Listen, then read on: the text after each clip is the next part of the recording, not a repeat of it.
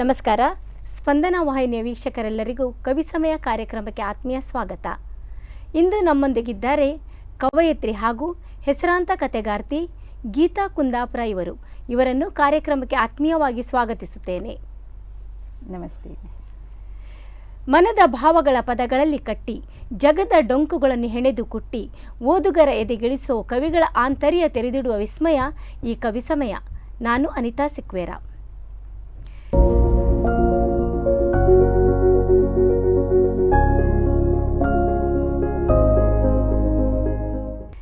Madam, ಕಾರ್ಯಕ್ರಮಕ್ಕೆ ಇನ್ನೊಮ್ಮೆ ಆತ್ಮೀಯವಾಗಿ ಸ್ವಾಗತಿಸ್ತೇನೆ. ಧನ್ಯವಾದಗಳು. ಕಾರ್ಯಕ್ರಮದ ಶಿರುವಿನಲ್ಲಿ ಈಗ ನಿಮ್ಮ ಬಗ್ಗೆ ಒಂದಿಷ್ಟು ನಮಗೆ ಆಸಕ್ತಿ ಕುತೂಹಲಗಳು ಇದ್ದಾವೆ. ಕವಯತ್ರಿಯಾಗಿ ಕಥಾಗಾರ್ತಿಯಾಗಿ ನೀವು ಹೆಸರನ್ನು ಪಡೆದಿದ್ದೀರಿ. ನಿಮ್ಮ ತುಂಬ ಕಥೆಗಳು ಪತ್ರಿಕೆಗಳಲ್ಲಿ ಪ್ರಕಟಗೊಂಡಿದ್ದಾವೆ, ತುಂಬ ಚೆನ್ನಾಗಿದ್ದಾವೆ. ಹಾಗೆ ನಿಮ್ಮ ಬಗ್ಗೆ ತಿಳ್ಕೊಳ್ಬೇಕು ಅನ್ನುವಂತಹ ಕುತೂಹಲ ಸಹ ನಮಗಿದೆ. ಹಾಗಾಗಿ ನಿಮ್ಮದೊಂದು ಪುಟ್ಟ ಪರಿಚಯ ಮಾಡಿಕೊಡಿ. ಅಂದರೆ ನಿಮ್ಮ ಪೂರ್ಣ ಹೆಸರು, ಊರು ಮತ್ತು ನೀವು ಕಲಿತ ಶಾಲಾ ಕಾಲೇಜುಗಳ ಬಗ್ಗೆ ಒಂದಿಷ್ಟು ಮಾಹಿತಿ. ನಾನು ಗೀತಾ ಕುಂದಾಪುರ. ಹೆಸರೇ ಹೇಳುವ ಹಾಗೆ ನಾನು ನನ್ನ ಬಾಲ್ಯ ವಿದ್ಯಾಭ್ಯಾಸ ಕುಂದಾಪುರದಲ್ಲಿ ಬಂಡಸಸ್ ಕಾಲೇಜಲ್ಲಿ BCom ಓದಿ ನಂತರ MCom ಮಾಡಿದೆ. ಅಲ್ಲಿ ವಿಶ್ವೇಶ್ವರ ಉಡುಪ ಸುಲೋಚನಾ ಅವರ ಮೊದಲ ಪುತ್ರಿ ನಾನು. ಸಾಹಿತ್ಯದಲ್ಲಿ ನಮ್ಮ ತಂದೆಗೆ ತುಂಬ ಇಂಟ್ರೆಸ್ಟ್ ಇತ್ತು. ಅವರು ತುಂಬ ಯಾವುದು ಕಾರಂತರದ್ದು ಪುಸ್ತಕ ಮತ್ತು ಕುವೆಂಪು, ದ ರಾ ಬೇಂದ್ರೆ ಅವರ ಪುಸ್ತಕಗಳನ್ನು ಖರೀದಿಸಿ ಓದಿ ನಮಗೆ ಇಂಟ್ರೆಸ್ಟ್ ಅನಿಸಿದ್ದನ್ನು ನಮಗೆ ಹೇಳ್ತಾಯಿದ್ರು. ನಮಗೆ ಅದನ್ನು ಓದಿ ಅಂತ ಸಹಿತ ಹೇಳ್ತಾಯಿದ್ರು. ಮನೇಲಿ ಒಂದು ಪುಟ್ಟ ಲೈಬ್ರರಿ ಸಹ ಇತ್ತು. ಆವಾಗ ಅದರಿಂದ ನಮಗೆ ಸಾಹಿತ್ಯದಲ್ಲಿ ಇಂಟ್ರೆಸ್ಟ್ ಇತ್ತು. ಓದುಗಳಾಗಿ ಮಾತ್ರ ಬಾಲ್ಯದಲ್ಲಿ ನಾನೇನು ಬರಿತಿರಲಿಲ್ಲ. ಇದು ನನ್ನ ಬಾಲ್ಯ. ನಂತರ ನಾನು ಮದುವೆಯಾಗಿ ಗಲ್ಫ್ ದೇಶವಾದ ಕತಾರಿಗೆ ಹೋದೆ. ಅಲ್ಲಿ ನಾನು ವರ್ಕ್ ಮಾಡ್ತಾ ಇದ್ದೆ ನಾನು. ಹಾಗಾಗಿ ಸಾಹಿತ್ಯದಿಂದ ದೂರವೇ ಉಳಿದೆ. ಓದೋದು ಸಹಿತ ಇಲ್ಲ, ಬರೆಯೋದು ಸಹಿತ ಇಲ್ಲ, ಏನಿಲ್ಲ, ಖಾಲಿ ಕೆಲಸ ಅಂತ ಇತ್ತು. ಮತ್ತು 2015ರಲ್ಲಿ ನಾನು ವಾಪಸ್ ಭಾರತಕ್ಕೆ ಬಂದು ಬ್ಯಾಂಗ್ಳೂರಿಗೆ ಬಂದು ಅಲ್ಲಿ ಸೆಟ್ಲ್ ಆದೆವು. ಈಗ ಉಡುಪಿಯಲ್ಲಿ ಸಹಿತ ಇದೆ ಮನೆ. ಬ್ಯಾಂಗ್ಳೂರಲ್ಲಿ ಆವಾಗ ನನಗೆ ನನ್ನ ಕೈಯಲ್ಲಿ ಸಾಕಷ್ಟು ಸಮಯ ಇತ್ತು, ಬಹಳ ಅಮೂಲ್ಯವಾದದ್ದು. ಅದು ಅಲ್ಲದೆ ನನಗೆ ಅನಿಸಿತು, ನಾನು ಗುಂಪಿನಲ್ಲಿ ಕಳೆದು ಹೋಗ್ತಾ ಇದ್ದೀನಿ, ನನ್ನನ್ನು ನಾನು ಗುರುತಿಸ್ಕೊಳ್ಬೇಕು. ನಾನೊಂದು ಏನೋ ದೊಡ್ಡ ಹೆಸರು ಅಲ್ಲದಿದ್ದರೂ ಸಹಿತ ನಾನು ಒಂದು ಚೂರಾದ್ರ ಹೆಸರು ಮಾಡಬೇಕು, ಮತ್ತು ಅಲ್ಲದೆ ಒಳ್ಳೆಯ ಹವ್ಯಾಸವನ್ನು ರೂಢಿಸ್ಕೊಳ್ಬೇಕು ಅಂತ ಹೇಳಿ ಅನಿಸ್ತು. ಆವಾಗ ಶುರುವಿನಲ್ಲಿ ನಾನು ವಯಲಿನ್ ಕಲೀಲಿಕ್ಕೆ ಹೊರಟೆ, ಸಂಗೀತ ಕಲೀಲಿಕ್ಕೆ ಹೊರಟೆ. ಅದೆಲ್ಲ ಸೂಪರ್ ಫ್ಲಾಪ್ ಆಯಿತು. ಆಮೇಲೆ ನಮ್ಮ ಲೇಔಟಲ್ಲೇ ಬರೆಯೋರೊಬ್ಬಿಬ್ರು ಇದ್ದರು. ಅದರಲ್ಲಿ ನನ್ನ ಗೆಳತಿ ಮೋಹಿನಿ ದಾಮ್ಲೆ ಸಹ ಅವಳು. ಅವರು ಬರೆಯೋದನ್ನು ನೋಡಿ ನಾನು ಸಹಿತ ಯಾಕೆ ಬರಿಬಾರ್ದು ಅಂತ ಹೇಳಿ ಅನಿಸಿ ನಾನು ಬರೀಲಿಕ್ಕೆ ಸ್ಟಾರ್ಟ್ ಮಾಡಿದೆ. ಅಂದರೆ ಬರವಣಿಗೆಗೆ ಪ್ರೇರಣೆ ನಿಮಗೆ ಒಂದು ರೀತಿ ನಿಮಗೆ ನೀವೇ ಹುಡ್ಕೊಂಡಿದ್ದಂತ ಹೇಳ್ಬೋದು. ನಿಮ್ಮ ಸಮಯ ಒಂದು ಗುರುತಿಸಿಕೊಳ್ಳುವಿಕೆ ಬೇಕು. ಅಂದರೆ ನೀವು ಯಾರನ್ನು ನೋಡಿ ಕಲ್ತಿರುವಂಥದ್ದಲ್ಲ. ಅವರು ಅಂದರೆ ಬರವಣಿಗೆ ಮೊದಲು ಹುಟ್ಟಿದಂದ್ರೆ ಮೊದಲೇ ನೀವೇ ಅನ್ಕೊಂಡಿದ್ದು ನಾವು ಈ ತರ ಏನಾದ್ರೂ ಒಂದು ಮಾಡಬೇಕು ಅಂತ ಹೇಳಿ. ಹಾಗೆ ನಿಮ್ಮ ಸ್ನೇಹಿತೆ ಅವಳು ಮೋಹಿನಿ ದಾಮ್ಲೆ ಅಂತ, ಅವಳು ಬರಿತಾ ಇದ್ಲು. ಅವಳು ಬರೆಯೋದನ್ನ ನೋಡಿ ನಾನು ಸಹಿತ ಯಾಕೆ ಬರಿಬಾರ್ದು ಅಂತ. ಆವಾಗ ಈ ಕಂಪ್ಯೂಟ್ರಲ್ಲಿ ಎಲ್ಲ ಬರಹ ಎಲ್ಲ ಬಂತು, ನುಡಿ ಬಂತು. ಸೊ ನಾನು ಸಹಿತ ಬರೀಲಿಕ್ಕೆ ಶುರು ಮಾಡಿದೆ. ಫಸ್ಟ್ ಬರೆದದ್ದು ಒಂದು ಪುಟ್ಟ ಕವಿತೆಗಳು, ಚುಟುಕುಗಳು ಅಂತ ಹೇಳ್ಬೋದು, ಕವಿತೆಗಳು. ಅದು ಅನ್ನುವಂಥದ್ದನ್ನ ತರಂಗಕ್ಕೆ ಕಳಿಸಿಕೊಟ್ಟು ತರಂಗದಲ್ಲಿ ಪಬ್ಲಿಷ್ ಆಯಿತು. ಮೊದಲು ಬರೆದಿರುವಂಥದ್ದು ಚುಟುಕುಗಳು. ಅದೇ ನೀವು ಅಂದರೆ ಬರೆದಿದ್ದೆಲ್ಲ ಕಳಿಸಿದ ತಕ್ಷಣ ಪ್ರಕಟಗೊಂಡಿದೆ? ಅದೇ ಬರೆದದ್ದು ಫಸ್ಟ್ ಬರೆದದೇ ಚುಟುಕು, ಅದೇ ಪ್ರಕಟ ಆಯ್ತಲ್ಲ, ಬಹಳ ಸಂತೋಷ ಆಯಿತು. ಆಮೇಲೆ ಲೇಖನ ಬರೆದೆ, ಅದು ಸಹಿತ ಉದಯವಾಣಿಯಲ್ಲಿ ಪ್ರಕಟ ಆಯಿತು. ಕಳೆದು ಹೋದ ನನ್ನ ಹಳ್ಳಿ ಅಂತ ಹೇಳ್ಕೊಂಡು, ನನ್ನ ಅಜ್ಜಯ್ಯನ ಮನೆ ಬಳಕೂರು.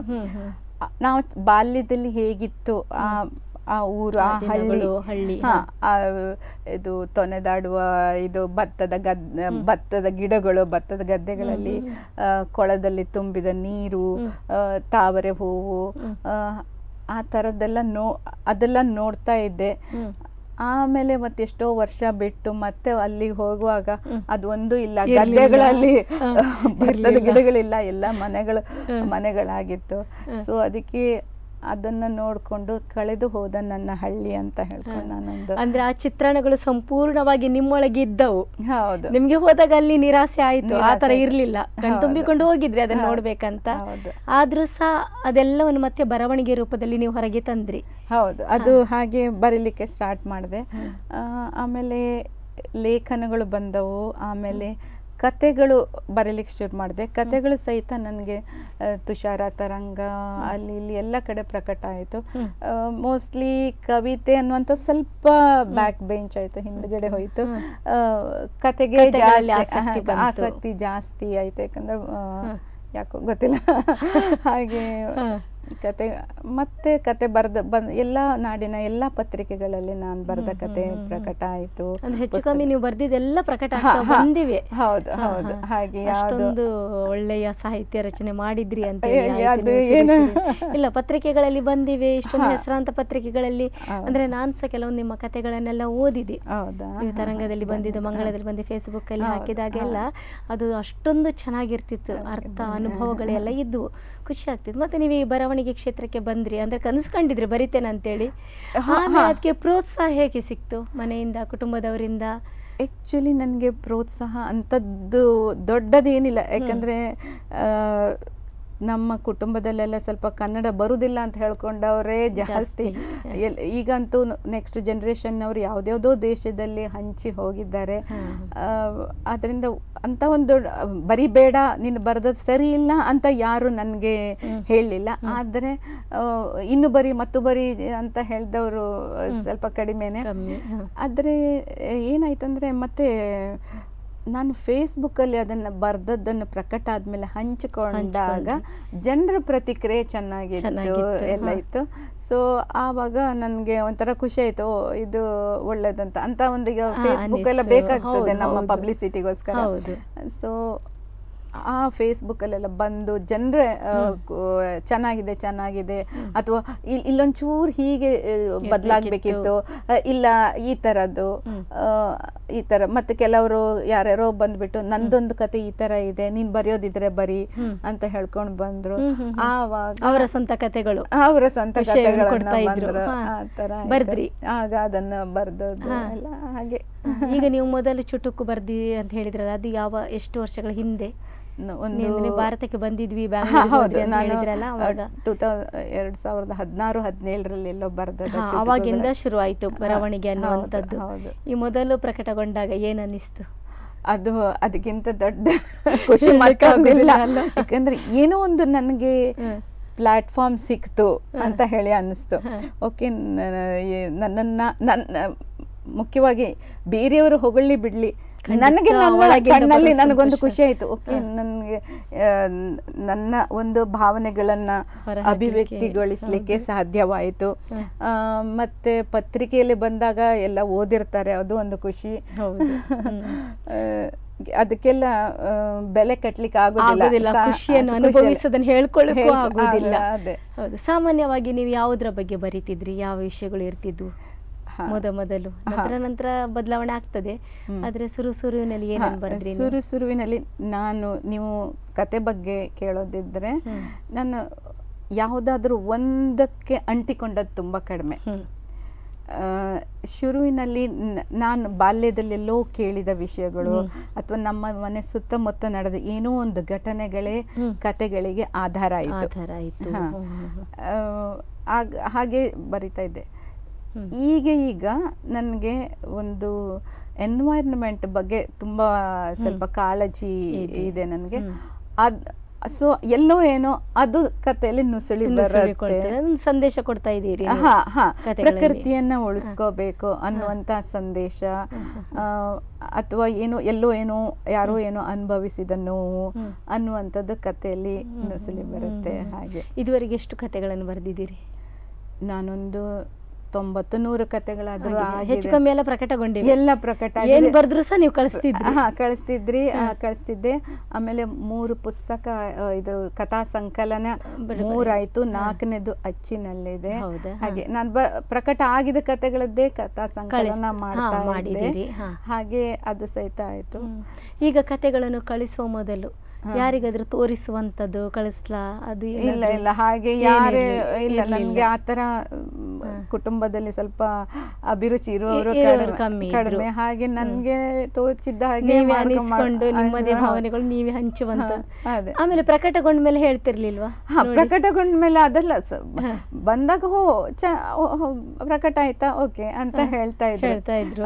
ಅದು ಮತ್ತೆ ನನ್ನ ಹಸ್ಬೆಂಡ್ ಪತಿ ಏನಂತ ಹೇಳಿದ್ರೆ ಅವರು ಕೇರಳದಲ್ಲೇ ಹುಟ್ಟಿ ಬೆಳೆದವರು.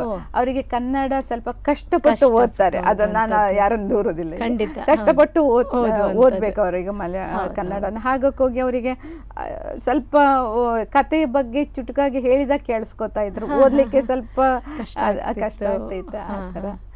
ಈ ಕತೆ ಕವನ ಇವೆಲ್ಲ ಬಿಟ್ಟು ಉಳಿದ ಯಾವ ಕ್ಷೇತ್ರದಲ್ಲಿ ನಿಮಗೆ ತುಂಬಾ ಆಸಕ್ತಿ? ಅವಾಗ ಹೇಳಿದ್ರಿ ಕೆಲವೊಂದು, ಇನ್ನು ಆಸಕ್ತಿಯ ವಿಷಯಗಳು? ನನಗೆ ಒಂದು ತೋಟಗಾರಿಕೆ, ನನ್ನ ಮನೆ ಸುತ್ತ ಒಂದು ಒಳ್ಳೆ ಗಾರ್ಡನ್ ಮಾಡ್ಕೊಂಡಿದ್ದೆ. ಒಂದು 10-15 ಜಾತಿಯ ಹಣ್ಣಿನ ಮರಗಳನ್ನ ನೆಟ್ಟಿದ್ದೀನಿ ಬ್ಯಾಂಗ್ಳೂರಲ್ಲಿ ಇದೆ. ಹಾಗೆ ಮತ್ತೊಂದು ಹುಚ್ಚು ಪ್ರವಾಸದ್ದು. ನಾನೊಂದು 35 ದೇಶ ಆದರೂ ನಾನು ಸುತ್ತಿದ್ದೀನಿ. ಅದು ಮೊದಲು ಹೀಗೆ ಪ್ರವಾಸ ಮಾಡುವಾಗ ನಾನು ಇದು ಬರೀತಿರ್ಲಿಲ್ಲ. ಹಾಗೆ ಎಲ್ಲ ನೋಡಿದ್ದು ಅಲ್ಲಲ್ಲೇ ಹೋಯ್ತು. ಕಡೆಗೆ ಈಗೀಗ ಪ್ರವಾಸ ಮಾಡಿದ್ದು ಪ್ರವಾಸ ಕಥನಗಳಾಗಿ ಬಂತು, ಪ್ರಕಟ ಅದು ಸಹಿತ ಅದು ಸಂಕಲನ ಪ್ರವಾಸ ಕಥನ ಬಂದಿದೆ. 3 ಪುಸ್ತಕ ಆಯ್ತು ಪ್ರವಾಸ ಕಥನ. ವ್ಯರ್ಥ ಮಾಡಿಲ್ಲ ಅಷ್ಟು ದೂರ. ಅದು ಒಂದು ಹೇಳ್ತೀನಿ, ನಮ್ಮ ಈಗೀಗ ಯಾವುದು ವ್ಯರ್ಥ ಅಲ್ಲ. ಯಾವುದು ಕೇಳಿದ್ದು, ನೋಡಿದ್ದು, ಅನುಭವಿಸಿದ್ದು ಯಾವುದು ವ್ಯರ್ಥ ಆಗಲ್ಲ. ನಾನು ಹೇಳ್ತೀನಲ್ಲ, ಅದು ಎಲ್ಲದು ಎಲ್ಲೋ ಏನೋ ಬರವಣಿಗೆ ರೂಪದಲ್ಲಿ ಬರ್ತದೆ ಅನ್ಕೋತೀನಿ ನಾನು. ಈಗ ನೀವು ಮೊದಲೆಲ್ಲ ನಿಮ್ಮ ಮನೆಯಲ್ಲಿ ಅಂದ್ರೆ ಓದುವ ಹವ್ಯಾಸ ಇತ್ತು, ಒಂದು ಲೈಬ್ರರಿನೇ ಇತ್ತ ಅಂತ ಹೇಳಿದ್ರಿ. ಹೆಚ್ಚಾಗಿ ಏನನ್ನು ಓದ್ತಿದ್ರಿ? ಯಾವ ಪುಸ್ತಕಗಳು, ಅಂದ್ರೆ ಯಾರ ಕೃತಿಗಳನ್ನು ಹೆಚ್ಚಾಗಿ ಓದಿದ್ರಿ? ನಮ್ಮ ತಂದೆಯವರು ಹೆಚ್ಚಾಗಿ ಕಾರಂತರ ಪುಸ್ತಕಗಳನ್ನೆಲ್ಲ, ಎಲ್ಲಾ ಪುಸ್ತಕಗಳು ನಮ್ಮ ಮನೆ ಲೈಬ್ರರಿ ಇತ್ತು. ಅದನ್ನು ನಾನು ಓದಿದ್ದೀನಿ, ನಾನು ಓದ್ತಾ ಇದ್ದೆ. ಮತ್ತೆ ರೀಡರ್ಸ್ ಡೈಜೆಸ್ಟ್ ಸಹಿತ ಎಲ್ಲ ಕಾಪೀಸ್ ಸಹಿತ ಇತ್ತು, ಅದನ್ನು ಸಹಿತ ಓದ್ತಾ ಇದ್ವಿ. ಮತ್ತೆ ಬಾಲ್ಯ ಕಾಲದಲ್ಲಿ ಚಂದಮಾಮ, ಬಾಲಮಿತ್ರ ಅದೆಲ್ಲ ಇದೆಯಲ್ಲ, ಅದನ್ನೆಲ್ಲ ಓದಿ ಕಡೆಗೆಲ್ಲ ಬೈಂಡ್ ಮಾಡಿ ಇಡುವುದೇ ಹೊರತು ಅದನ್ನ ಇದಿಲ್ಲ, ಬಿಸಾಕುವಂತ ಪ್ರಶ್ನೆ ಇರಲಿಲ್ಲ. ಚಿಕ್ಕನಿಂದ ಅಷ್ಟೊಂದು ಓದ್ಕೊಂಡು ಒಳಗೊಬ್ಬ ಕವಯತ್ರಿ, ಕಥಾಗಾರ್ತಿ ಹುಟ್ಟಿಕೊಂಡು ಬಿಟ್ಲು ಅಂತ ಹೇಳ್ಬೋದು. ಹೌದು, ತುಂಬಾ ಖುಷಿ ಆಯ್ತು. ಈಗೀಗಲೂ ಕತೆ ಒಂದು ಹೊಸ ಆಯಾಮಕ್ಕೆ ಹೋಗ್ತಾ ಇದೆ, ಬದಲಾಗ್ತಾ ಇದೆ ಹೇಳಿ ಅನಿಸ್ತಾ ಉಂಟು. ಮೇಡಮ್, ನಿಮ್ಮೊಂದಿಗೆ ಮಾತುಕತೆ ಮುಂದುವರಿಸುವ ಒಂದು ಪುಟ್ಟ ವಿರಾಮದ ಬಳಿಕ. ಕವಿ ಸಮಯ ಮುಂದುವರಿತೆ ಪುಟ್ಟ ವಿರಾಮದ ಬಳಿಕ.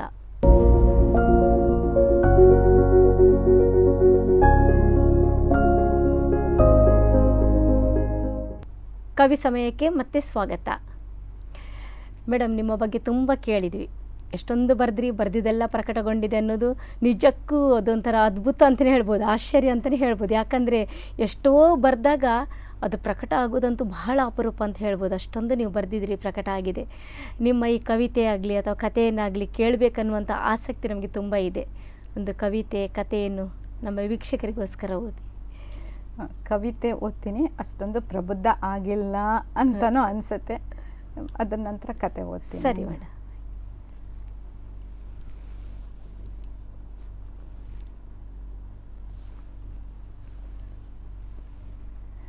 ಬುದ್ಧನಾಗಲು ಹೊರಟೆ, ಆದರೆ ತೊರೆಯಲಾಗಲಿಲ್ಲ. ಆಸೆ, ಆಕರ್ಷಣೆ, ಮಮತೆ, ಮೋಹ. ತೊರೆಯಲಾಗಲಿಲ್ಲ. ಆಸೆ, ಆಕರ್ಷಣೆ, ಮಮತೆ, ಮೋಹ. ಬುದ್ಧನಾಗಲು ಹೊರಟೆ, ಆದರೆ ಬಿಡಲಾಗಲಿಲ್ಲ. ಕೋಪ, ತಾಪ, ಅಸೂಯೆ, ಅಹಂಕಾರ. ಬಿಡಲಾಗಲಿಲ್ಲ. ಕೋಪ, ತಾಪ, ಅಸೂಯೆ, ಅಹಂಕಾರ. ಬುದ್ಧನಾಗಲು ಹೊರಟೆ, ಆದರೆ ಕರಗಲಿಲ್ಲ ಮನ. ಕಷ್ಟ, ಕಾರ್ಪಣ್ಯ, ನೋವು, ಸಾವು ಕಂಡು. ಕರಗಲಿಲ್ಲ ಮನ. ಕಷ್ಟ, ಕಾರ್ಪಣ್ಯ, ನೋವು, ಸಾವು ಕಂಡು. ಬುದ್ಧನಾಗಲು ಹೊರಟೆ, ಆದರೆ ಸಿಗಲಿಲ್ಲ ಅರಳಿ ಮರ, ಕಾಂಕ್ರೀಟ್ ಕಾಡಿನಲ್ಲಿ ಬೆಳೆದದ್ದೆಲ್ಲ ಕ್ರಾಟನ್ ಗಿಡಗಳೇ. ಸಿಗಲಿಲ್ಲ ಅರಳಿ ಮರ, ಕಾಂಕ್ರೀಟ್ ಕಾಡಿನಲ್ಲಿ ಬೆಳೆದದ್ದೆಲ್ಲ ಕ್ರಾಟನ್ ಗಿಡಗಳೇ. ತುಂಬ ಚೆನ್ನಾಗಿದೆ. ಈ ಕವಿತೆ ನಿಮ್ಮಲ್ಲಿ ಹೇಗೆ ಮೂಡಿದ್ದು? ಈ ಕವಿತೆಯೊಂದು ಬರಿಬೇಕಾದ್ರೆ ಒಂದು ಪ್ರೇರಣೆ ಅಂತ ಇರ್ತದೆ, ನೆನಪಿದೆಯಾ? ಇದು ಅಂಥದ್ದೇನಿಲ್ಲ, ಯಾವುದೋ ಒಂದು ಕವಿತೆ ಓದುವಾಗ ಮತ್ತೇನೋ ಒಂದು ನೆನಪಾಯಿತು. ಅದು ಅಲ್ಲ, ಮತ್ತೆ ಏನಲ್ಲ, ನಾವು ಹಾಗೆ ಮಾಡಬೇಕು ಹೀಗೆ ಮಾಡಬೇಕು ಅಂತೀವಿ, ಬಟ್ ನಮ್ಗೆ ನಿಜಕ್ಕೂ ಹಾಗೆ ಮಾಡೋಕ್ಕಾಗಲ್ಲ. ನಮ್ಮ ಆಸೆಗಳೇ ನಮ್ಮನ್ನ ಹಿಂದಕ್ಕೆ ಎಳಿತದೆ ಅನ್ಸುತ್ತೆ. ಎಲ್ಲದನ್ನ ತೊರೆದು ಜೀವಿಸ್ಲಿಕ್ಕಾಗಲ್ಲ. ಚೆನ್ನಾಗಿತ್ತು ಈ ಕವಿತೆ. ಮುಂದೆ ಒಂದು ಕತೆ ಓದ್ತೀರಾ? ಕಿರುಕತೆ.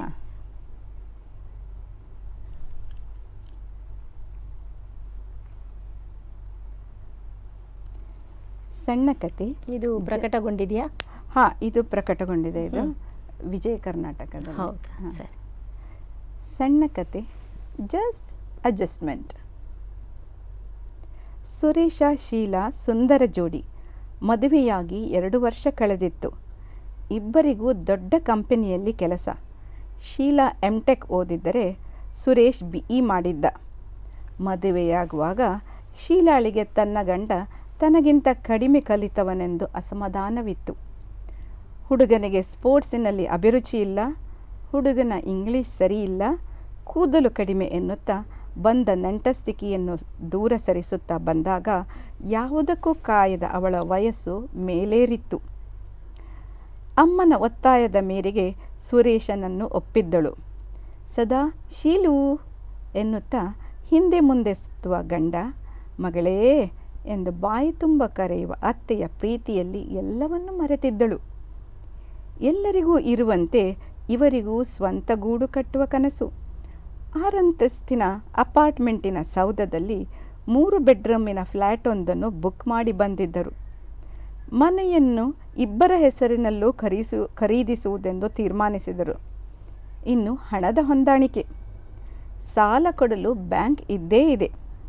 ಅದಕ್ಕಾಗಿ ಬೇಕಾದ ಪೇಪರ್ ಜೋಡಿಸಿಕೊಟ್ಟರೆ ಸರಿ, 2 ದಿನಗಳಲ್ಲಿ ಲೋನ್ ಸ್ಯಾಂಕ್ಷನ್.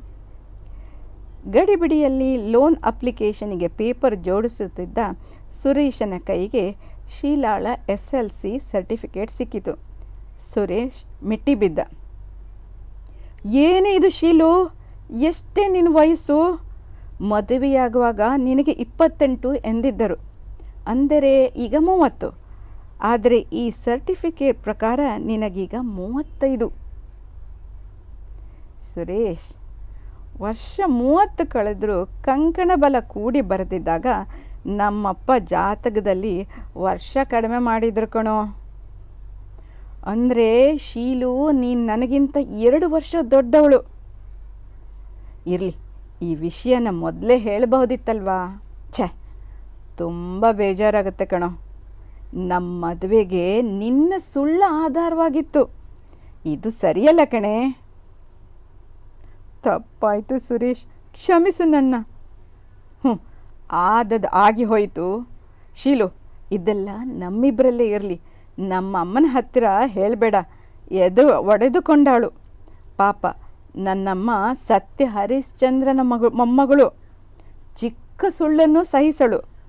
ಮತ್ತೊಮ್ಮೆ ಹೇಳ್ತೀನಿ, ಇದೆಲ್ಲ ನಮ್ಮಿಬ್ಬರಲ್ಲೇ ಇರಲಿ.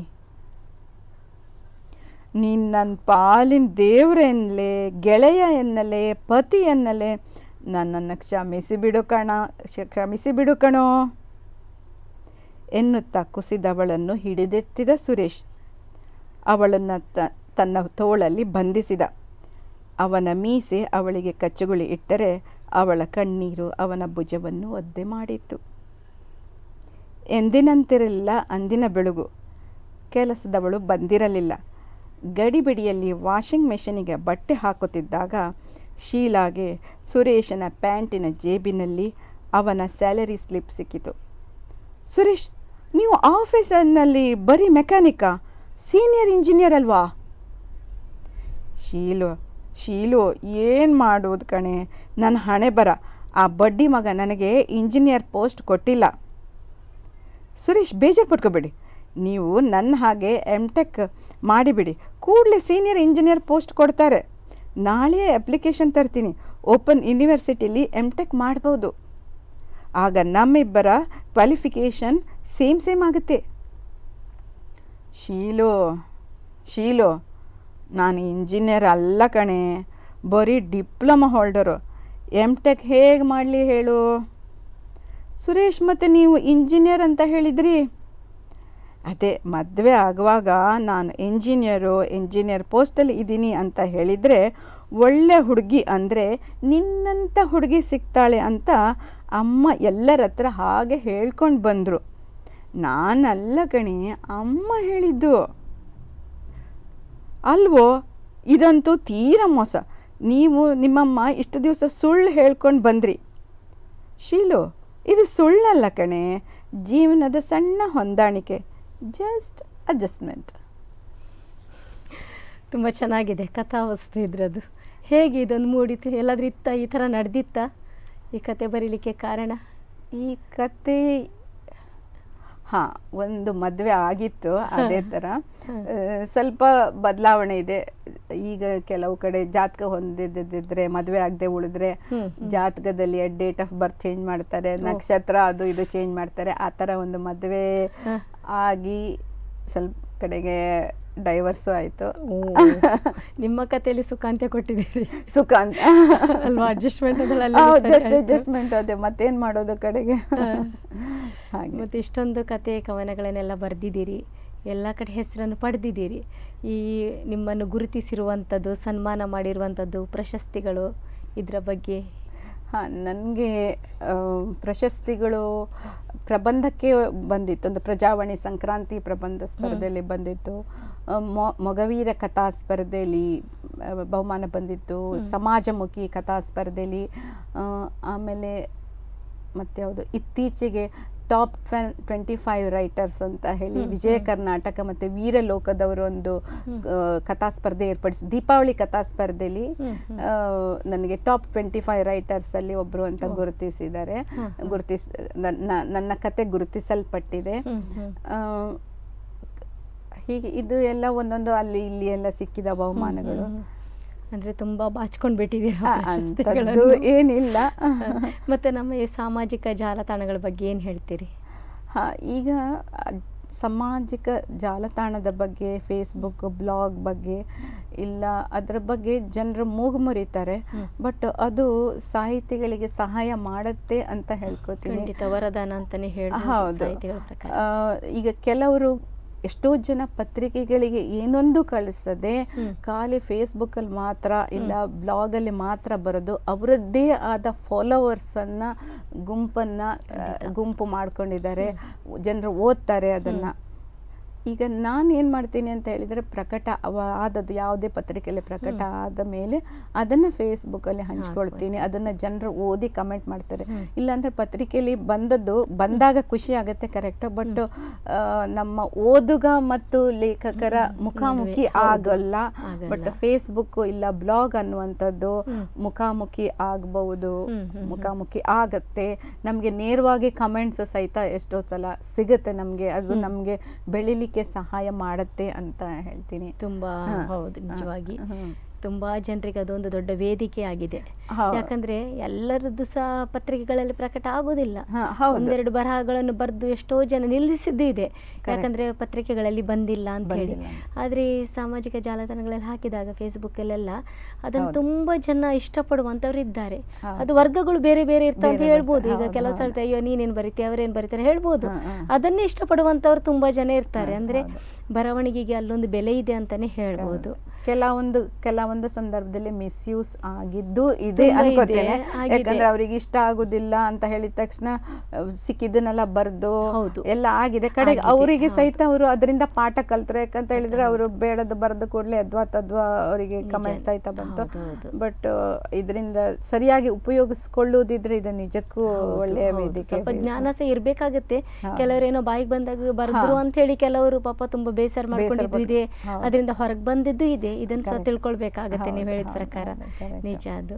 ಮತ್ತೆ ನಮ್ಮ ವಾಹಿನಿಯ ಮೂಲಕ ನೀವು ಯಾರಿಗಾದ್ರೂ ಏನಾದ್ರೂ ಧನ್ಯವಾದ ಹೇಳುವಂಥದ್ದು ಏನಾದ್ರೂ ಅಥವಾ ಯಾರನ್ನಾದರೂ ಜ್ಞಾಪಿಸಿಕೊಂಡು, ಯಾಕಂದರೆ ನಮ್ಮ ಬದುಕಲ್ಲಿ ನಮಗೆ ತುಂಬ ಜನ ಇದ್ದೇ ಇರ್ತಾರೆ, ಸಹಾಯ ಮಾಡುವವರಾಗಲಿ ಪ್ರೋತ್ಸಾಹಿಸುವವರಾಗಲಿ.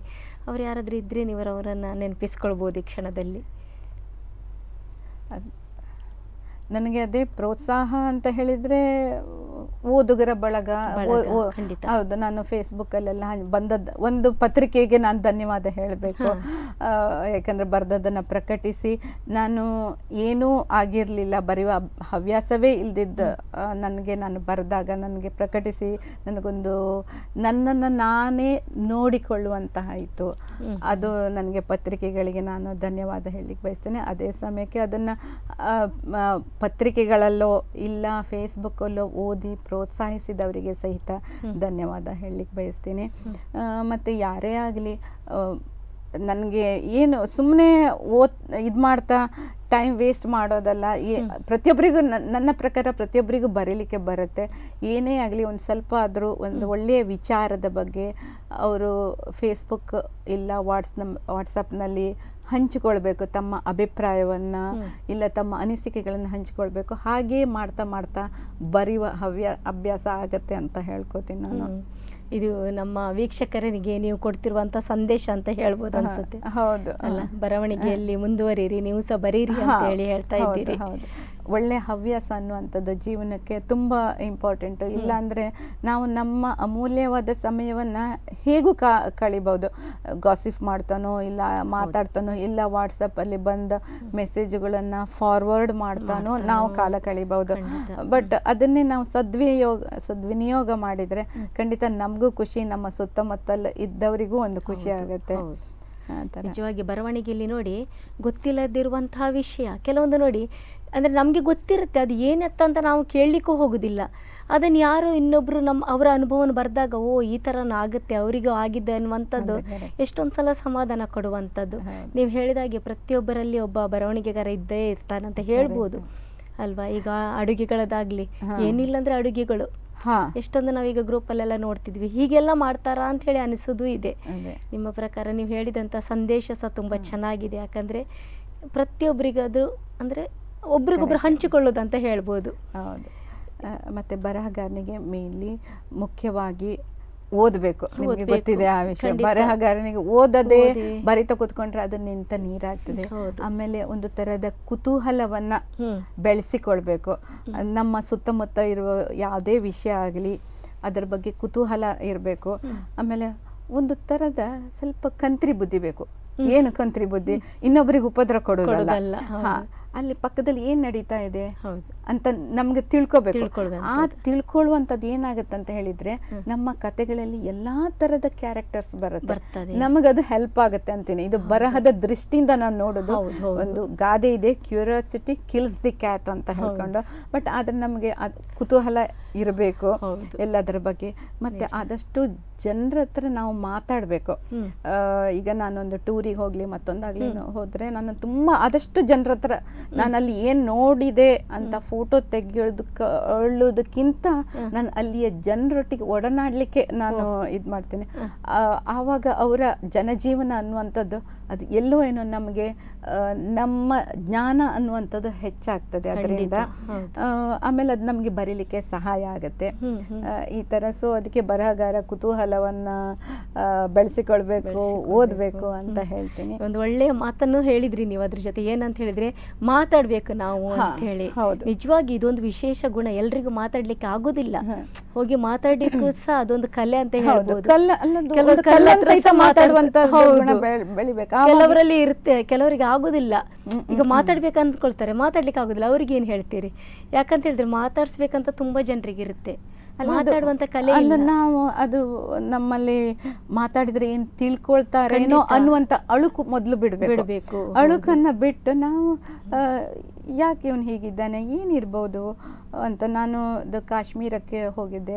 ಆವಾಗ ಅಲ್ಲಿ ನಾವು ದಾಲ್ ಲೇಕಲ್ಲಿ ಬೋಟಿಂಗ್ ಹೋದಾಗ ಆ ಬೋಟ್ ಮ್ಯಾನ್ ದೋಣಿ ನಡೆಸೋನ ಹತ್ರ ನಾನು ಎಷ್ಟು ಮಾತಾಡಿದ್ದೀನಿ ಅಂತ ಹೇಳಿದ್ರೆ, ಯಾಕಂತ ಹೇಳಿದ್ರೆ ನಮ್ಗೆ ಅವರ ಜನಜೀವನ ಗೊತ್ತಾಗ್ಬೇಕು ನಮ್ಗೆ. ಹೌದು. ಸೊ ಅದಕ್ಕೋಸ್ಕರ ಅದಕ್ಕೋಸ್ಕರ ನಾನು ಮಾತಾಡಬೇಕು ಅಂತ ಎಲ್ಲರ ಹತ್ರ ಹೇಳ್ತೀನಿ. ಸೊ ಅದು ನಮ್ಮ ಜ್ಞಾನ ಎಲ್ಲೂ ವೇಸ್ಟ್ ಆಗಲ್ಲ, ಅದು ಒಂದಲ್ಲ ಒಂದು ರೀತಿಯಲ್ಲಿ ಹೊರಗೆ ಮಾತಿನ ಮೂಲಕ ಒಂದಿಷ್ಟು ಕಥಾವಸ್ತುಗಳು ಸಿಗ್ತಾವೆ ಅಂತ ನಿಮ್ಮ ಮೂಲಕ ನಮಗೆ ಗೊತ್ತಾಯ್ತು. ಖಂಡಿತವಾಗಿ ಹೌದು. ಅದು ಇಲ್ಲಾಂದ್ರೆ ನಮಗೆ ಅದು ಒಂಥರ ನಾವು ನಿಂತ ನೀರಾಗ್ತೀವಿ ಅನ್ಕೊಳ್ತೀವಿ ನಾವು.